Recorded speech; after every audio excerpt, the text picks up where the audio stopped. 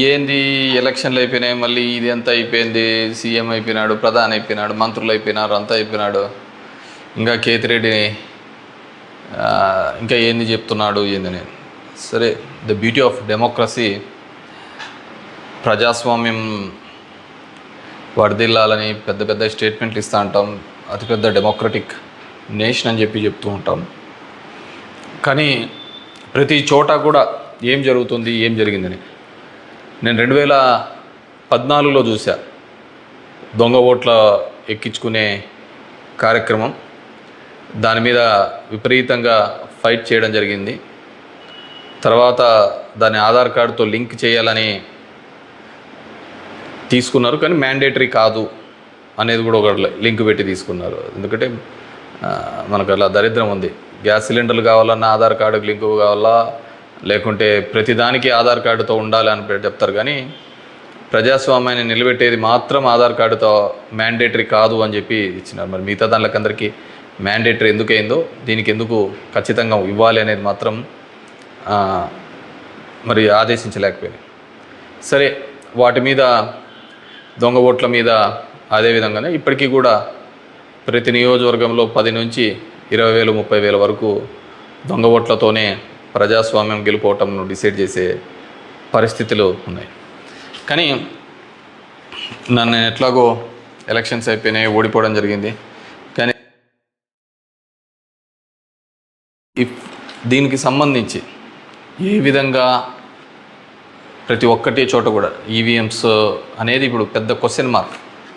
ఏం జరుగుతుంది, ఏ విధంగా అని చెప్పేసి డే 1 ఈ ఎలక్షన్ ప్రాసెస్ అంతా కూడా మనం చూస్తే తప్ప, ఎలక్షన్ ప్రాసెస్ చూస్తే కరెక్ట్ ఎలక్షన్స్కి ఒక వారం 10 రోజుల ముందు, నోటిఫికేషన్కి వారం 10 రోజుల ముందు అక్కడున్న ఎలక్షన్ కమిషన్ మెంబరు గోయల్ అనే అతను రిజైన్ చేస్తాడు. ఎందుకు రిజైన్ చేస్తాడో, ఏ దానికి చేస్తాడో తెలీదు. తర్వాత అంతకుముందు వరకు ఉన్న ఒక చట్టం, ఒక ఎలక్షన్ కమిషన్లో ఒక మెంబర్ని అపాయింట్ చేయాలనే దానికి ప్రధానమంత్రి, ప్రతిపక్ష నాయకుడు, చీఫ్ జస్టిస్ ఆఫ్ ఇండియా ఈ ముగ్గురు సమక్షంలో ఎన్నుకోవాల్సిన దాన్ని మళ్ళీ ఒక కొత్త చట్టం తీసుకొని వచ్చి ప్రతిపక్ష నాయకుడు, ప్రధానమంత్రి, క్యాబినెట్ సహచరుడు అని పెట్టి తీసుకొని వచ్చి ఒక కొత్త వ్యక్తిని తీసుకొని రావడం జరిగింది. అది మనం అందరం కూడా చూడడం జరిగింది. కానీ ఏం చేస్తుంటే బ్యూటీ ఆఫ్ డెమోక్రసీ, ఏ విధంగా కావాలంటే వాళ్ళ ఆ విధంగా చేయడం జరిగింది. ఈరోజు నేను కొన్ని ఉదాహరణలతో, నేను ఆంధ్రప్రదేశ్ దీని గురించి మాట్లాడితే మీరు ఇట్లా ఓడిపోయినారు కాబట్టి ఏమైనా చెప్తా అంటారు, ఏమైనా మాట్లాడుతూ అంటారు, ఏం అప్పుడు లేదా ఇప్పుడు లేదా అని కూడా మాట్లాడుతూ ఉంటారు. నేను ఇంతకుముందు కూడా చెప్పా, ఏ విధంగా కేవలం ఒకటి మాత్రమే ప్రశాంత్ కిషోర్ ఏ విధంగా చెప్తాడు, కేకే సర్వే అనే వాళ్ళు ఏ విధంగా చెప్తారు, లేకుంటే అశ్విని దత్ అనే అతను ఏ విధంగా చెప్తాడు 160 అని చెప్పేసి. ఎందుకంటే ప్రజల నాడి ఎవరికి దొరకలేదు, అందలేదు అనేది వాస్తవం. అలాంటప్పుడు వీళ్ళు ఏమాత్రం గ్రౌండ్ రిపోర్టు చేయని వీళ్ళకి ఏ విధంగా తెలుస్తుంది. వన్ థింగ్ ఏదైనప్పటికీ కూడా నేను కొన్ని పత్రికల్లో వచ్చిన ఆర్టికల్స్, అదేవిధంగా మిగతా దానిలోకి వచ్చిన ఆర్టికల్స్ని దృష్టిలో ఉంచుకొని మీ ముందు కొన్ని ఉదాహరణలు తీసుకొని రావదలుచుకున్నాను. ఇక్కడ చూసినామంటే తమిళనాడు రాష్ట్రంలో తిరువల్లూరు నియోజకవర్గంలో ఇది పార్లమెంట్ వైజ్గా నేను చెప్తున్నాను, టోటల్ 14,30,738 ఓట్లు పోల్ అయింటే, కానీ ఈవీఎం మాత్రం కౌంట్ చేసినప్పుడు 14,13,941 ఓట్లు 47 ఓట్లు చూపించాడు. అంటే 16,791 ఓట్లు కౌంటింగ్ చేసిన దానికంటే పోలైన ఓట్లు తక్కువగా ఉన్నాయి తిరువల్లూరు అనే విధంగా. అదేవిధంగా అస్సాంలో చూస్తే 10,760 ఓట్లు తగ్గినాయి. అంటే వీళ్ళు కౌంట్ చేసిన దానికి, వీళ్ళు ఈవీఎంలో ఇచ్చిన దానికి పోలింగ్ అయిన దానిలోకి చూస్తే, పోలింగ్ అయినది చూస్తే 12,40,306 అయితే ఈవీఎంలో కౌంట్ చేసిన దానిలకు 12,29,546 ఓట్లు ఉన్నాయి, 10,760. ఒడిస్సా ధనకల్ అనే చోట 11,93,460 ఓట్లు ఈవీఎంలలో పోలై ఉంటే ఈవీఎంలు కౌంట్ చేసినప్పుడు మాత్రం 11,84,033 9,427. అదేవిధంగా గుంటూరు మన ఆంధ్రప్రదేశ్లో చూస్తే 14,11,989 పోల్ అయింటే కౌంటింగ్ చేసినప్పుడు 14,04,061 ఓట్లు 7,928 ఓట్లు పోలైన దానికంటే ఈవీఎంలలో తక్కువగా కనపడడం జరిగింది. అదేవిధంగా ఎక్సెస్ వచ్చినాయి, అంటే పోలైన దానికంటే ఈవీఎంలలో ఎక్సెస్ రావడం జరిగింది. ఆ సంఖ్య చూస్తే అస్సాంలో కరీంగంజ్ అనే చోట చూస్తే 11,36,538 ఈవీఎంలలో పోలైంటే ఎంచే టైంకి 11,40,349 అంటే 3,011 ఓట్లు పెరిగినట్టు కనపడినాయి. అదేవిధంగా ఒంగోలులో చూస్తే ఈ 13,99,707కి కౌంట్ చేసినప్పుడు 14,11,174 ఓట్లు. అదేవిధంగా ఒడిస్సా దాంట్లో బలాస్పూర్, మధ్యప్రదేశ్లో మండ్లా, అదేవిధంగా బీహార్లో బుక్సర్, ఇవన్నీ చోట పోలైన ఓట్ల కంటే ఈవీఎంలలో పెరిగిన ఓట్లు ఇవి. అదేవిధంగా ఇక్కడ పోలైన ఓట్ల కంటే ఇక్కడ తగ్గిన ఓట్లు. ఇది ఓవరాల్గా కూడా చెక్ చేసుకుంటే వచ్చిన విషయం. రెండో దానికి చూస్తే టోటల్ ఈ విధంగా చూస్తే దేశవ్యాప్తంగా 140 నియోజకవర్గాల్లో ఈ విధమైన ఓటు డిఫరెన్సెస్ జరిగినట్టు మొత్తం దీనిలో ఫామ్ 17సికి దీనిలో చెక్ చేసిన చోట మనము చూడడం జరిగింది. పైకెత్మ అదేవిధంగా ఈ విధంగా 16,000 ఓట్ల నుంచి ఈ విధంగా చేయడం జరిగింది. మే 25 ఈసీ రిలీజ్ చేసిన దాని ప్రకారము ఒక్క నిమిషం, ఇవన్నీ కూడా చిన్నవి మాక్ ఓటింగ్లలో జరిగినవి ఇవన్నీ అని చెప్పేసి వాళ్ళు చెప్పడం జరిగింది. ఇంకా ఏమంటే ఫామ్ 20 ఇంకా ఇంతవరకు ఆన్లైన్లో కూడా అప్లోడ్ కాలే. మామూలుగా ఇవన్నీ ఆన్లైన్లో అప్లోడ్ కావాల్సిన విషయం. ఎందుకో అవన్నీ చెప్పచ్చు, లక్షల మెజార్టీలలో వస్తున్నప్పుడు ఈ 1000, 2000, 3000 ఎందుకు ఈ విధంగా అని చెప్పేసి నేను దానిలో కూడా కొన్ని ఉదాహరణలు చెప్తాను. దీనిలో సంబంధించి చూస్తే మొదటిది ముంబై నార్త్ వెస్ట్ మహారాష్ట్ర దానికి సంబంధించి మొత్తం ఈవీఎంలలో పోలైన ఓట్లు 9,51,580 ఓట్లు మొత్తం పోలైనాయి. కానీ ఈవీఎంలు లెక్కేసినప్పుడు దాంట్లో 9,51,582 ఓట్లు ఈవీఎంలో మాత్రం కౌంటెడ్గా కనిపినాయి. అంటే ఆడ లెక్క చేసిన దానికి దీనిలకు సంబంధించి తేడా కనపడడం జరిగింది. కానీ అక్కడ ఏం జరిగిందంటే శివసేన యూబీటీ అభ్యర్థి డిఫీటింగ్ అమోల్ గజనాన్ అనే అతన్ని 48 ఓట్లతో మాత్రమే అక్కడ ఓడించడం జరిగింది. అదేవిధంగా సెకండ్ కేసులో చూసినాము అంటే జైపూర్ రూరల్లో రాజస్థాన్లో 12,38,818 ఓట్లు ఈవీఎంల ద్వారా పోలైంటే కానీ ఈవీఎంలలో లెక్కించినప్పుడు మాత్రం అది 12,37,966 ఓట్లుగా మాత్రమే చేయడం జరిగింది. 852 ఓట్లు అక్కడ కౌంట్ కాలే. 852 ఓట్లు అక్కడ కౌంట్ కాలేదు. బీజేపీకి సంబంధించిన రావు రాజేందర్ సింగ్ అనే అతను ఈ సీట్ని గెలవడం జరిగింది. అతను గెలిచిన దానికి మార్జిన్ 1,615 ఓట్లు, 1,615 ఓట్లతో ఆయన గెలవడం జరిగింది. 1,600. కానీ అక్కడ వచ్చిన తేడా 852.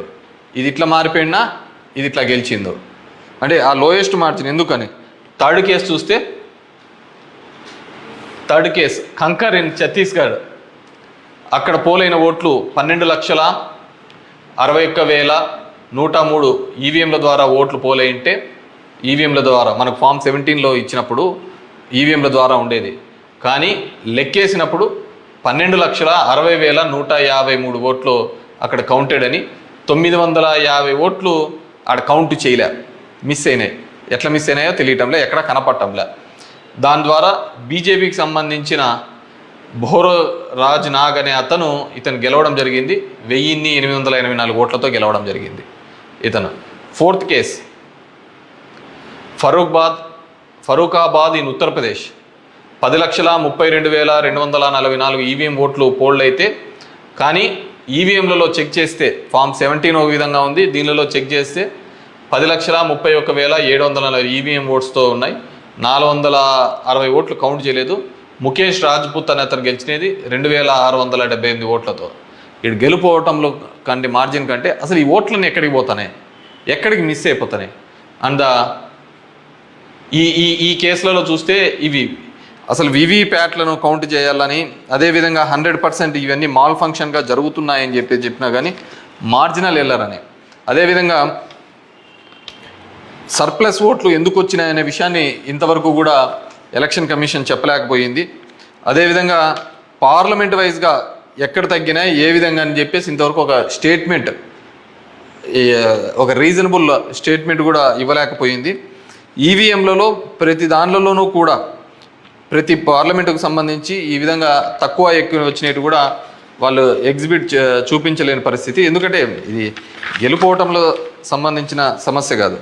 ఎలక్షన్ కమిషన్ ఇంకా ఫామ్ 20 అనేది అప్లోడ్ కాకపోవడం, ఎలక్షన్ కమిషన్ కేవలం ఒక 10 రోజుల ముందు ఎందుకు అతను రిజైన్ చేసినాడు, ఏ కారణాల వల్ల రిజైన్ చేసినాడు, ఎన్నుకునే పద్ధతిలో పాత పద్ధతిని తీసేసి కొత్త పద్ధతి ద్వారా ఎందుకు ఎన్నుకోవాల్సి వచ్చింది, ఎందుకు మిగతా వాళ్ళందరూ కూడా చాలా అర్లీగా ఇది 400 అని ప్రిడిక్ట్ చేస్తూ ఒక భావన చెప్పడం. మనం టీవీలలో కూడా చూసినామంటే ఆంధ్రప్రదేశ్లో 9:30-10 కల్లా కూడా అసలు కౌంటింగ్లో అనేది ఒక రీజనబుల్ రానిదే 100, 150, 120 అని ప్రొజెక్ట్ చేసినారు. అసలుకు వైసీపీ సీట్లు 25 కంటే దాటి చూపిలా. అసలుకు మొదట అర్ధ గంటలోనే మొత్తం నియోజకవర్గం అంతా ఏ విధంగా చూపిస్తారు, మొత్తం రాష్ట్రం అంతా ఏ విధంగా రిప్రజెంట్ చేస్తారు. సో ఆ విధంగా రిప్రజెంట్ చేయడానికి ఏంటంటే బేసిక్గా అక్కడున్న ఏజెంట్లు కావచ్చు, అధికారులు కావచ్చు, వన్ సైడెడ్గా పోవడం కోసం ఆ విధంగా చేసినారు. ఆ విధంగానే ఉండడంతో ఆల్మోస్ట్ వాళ్ళందరూ కూడా 10:30 నుంచి బయటికి రావడం మొదలుపెట్టినారు. ఏం జరిగింది అనేది అసలు ఎవరికే కానీ అర్థం కాలేదు. టీవీలలో చూసినాము అంటే అసలు 8:30 అంటే 9:30 కల్లా 100-150 సీట్ల లేక వచ్చేసినాయని ఎలివేషన్స్ అన్నీ ఇవ్వడం జరిగింది.